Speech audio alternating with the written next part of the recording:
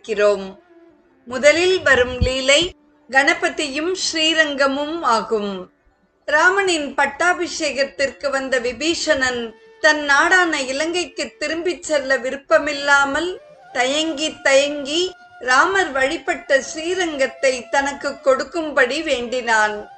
ராமன் கொடுத்துவிட்டு அதை கீழே வைக்கக்கூடாது என்று கூறி, கீழே வைத்தால் பின்பு யாரும் அதை எடுக்க முடியாது என்றார். சந்தியா காலம். மேலே ராவணனுக்கு நேர்ந்தது போலவே விபீஷணனுக்கும் ஏற்பட்டது. காவிரி கரையில் ஸ்ரீரங்கம் அமைந்து விட்டது. விபீஷணன் கோபத்துடன் பிரம்மச்சாரியை துரத்தி அவன் தலையில் குட்டியதும் அவன் கணபதியாய் தன் சுய உருவை காட்டினான். இவரே இன்று திருச்சி மலையில் பிரபலமாக விளங்கும் உச்சிப்பிள்ளையார் ஆவார். தலையில் குட்டிய பள்ளம் இன்றும் அவர் தலையில் உண்டு. ஸ்ரீரங்க விமானத்தில் கணபதி உண்டு.